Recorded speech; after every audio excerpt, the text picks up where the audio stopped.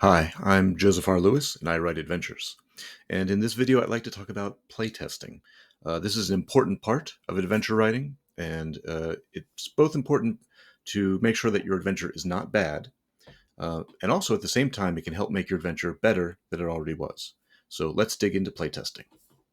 So first off, what is playtesting? And very simply, it just means running your adventure one or more times before you publish it. And when we playtest, what are we doing it for? Why do we playtest? And basically, it's quality control. We want to make sure that your adventure makes sense to a GM. We want to make sure it makes sense to the players who are playing the game. We want to make sure that we didn't leave anything out when we were writing it because things happen between the brain and the page. And we also want to see if we get any last minute inspirations for making our adventure a little bit better at the table. When do we want to start doing our playtest? That is as soon as you have a complete draft.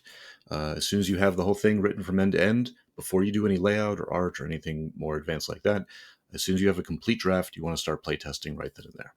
Generally speaking, I like to playtest just about everything I write, and the only times I forego playtesting is when the adventure is very, very simple, very short, and is something that I've done many times, and I feel very comfortable foregoing the playtesting because I've written a 5-room dungeon, and I feel pretty good that my new 5-room dungeon is pretty good. But otherwise, especially if it's a larger, more complex adventure, I'm absolutely going to playtest it, and so should you. So you've written your adventure, you have a first draft, you're ready to do a playtest. The question becomes, who should be playtesting it? And in an ideal world, you would get 5 or something other at GMs. You would give them all your draft, and they would play the game for their tables, for their friends. And that way you get feedback on whether those GMs can make sense of your text, whether or not those players make sense of what the GM's saying, and how much fun they have at the game. And you would have all these different people giving different perspectives, and that would be fantastic input. I have never done that. I don't have that pool of people. I don't have that reach. I don't feel comfortable burdening a lot of other people with doing testing work for me that I can't pay for that time. So realistically, playtesting means I'm going to run it myself for my players some handful of times. So how many times should you playtest something? Uh, at least once, absolutely, no matter what you're writing. And if you make any substantive changes, some big changes to the concept or the content, then you should absolutely run it again with those new changes, with that new content, to see how well that plays, because that's now your new draft. Now, if your adventure is short, like some kind of one shot, then you should definitely be able to run it several times. So you could run it this weekend, get some feedback, make some little tweaks, run it again next weekend, hopefully with new players, make some tweaks, and do that 4 or 5 times. For a campaign length adventure, you probably realistically only have the time and space to run it once. For example, I'm currently playtesting a large campaign dungeon that I've written. We're in week 10 or 12 now of playtesting. It's probably going to go another 10 or 12 weeks. And realistically, that's all I have time to do. I don't have the time and the energy to make all the revisions and then go back and play it for another 20 weeks and make revisions and play for another 20 weeks because that would take years. So the shorter it is, the more times you should try to run it. The longer it is, realistically, you'll probably only run it once. So how do you run a playtest? First off, I always tell my players that I want to run a new game. It's new content that I've written, and I would like their feedback before I publish this content. So this is, in fact, a playtest, and they know it's a playtest. Uh, while I'm running the game, I'm always taking notes, uh, usually about uh, things that went well, things that were rough, things that should be changed, things that were obvious, or things that were obviously missing from the text that were in my head still, but didn't make it to the page.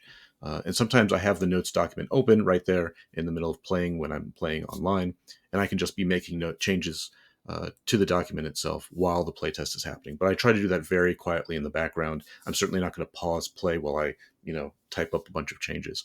So if I can just cross out a word or add a word or something like that in my notes, that's what I'm doing during play. When the play is over, I ask the players to stick around for a few more minutes, and I say, okay, this was a playtest. Please be brutally honest and give me your feedback. Uh, and the types of questions I ask are things like, what was fun? What was not fun? Did anything not make sense to you? Do you have any general suggestions? And at first, sometimes people are a little hesitant. They don't like to be critical or they had a good time. But if you say, hey, I really want to make this better, I don't think it worked that well, maybe you can suggest, oh, I didn't think the beginning worked that well. Do you have any suggestions like that? you can start to pry people forward into opening up and being more critical, and that's where the really helpful feedback will come from. It's also important when you're collecting feedback to not argue with the feedback. If someone says, I didn't like room 5, you shouldn't come back and say, well, room 5 is actually very good and your feedback is wrong. So never do that. Just collect the feedback, take down notes and say, oh, that's interesting. Thank you for telling me. You can ask clarifying questions. Like if they say, I don't like room 5, you can say, well, what was it about room 5? And maybe pull up your notes and say, was it the goblin? Was it the trap? And they say, oh yeah, it was the trap. And they can explain that. As much detail and specificity as you can get, the better your changes will be in fixing whatever problems you find. And note that you don't have to make changes based on everything your players give you feedback on. Sometimes they may just dislike something because they personally dislike it, or because the chemistry at the table just wasn't working well during that part of play, or just the dice went badly, wasn't in their favor, and they had a bad time at that moment. And that's fine.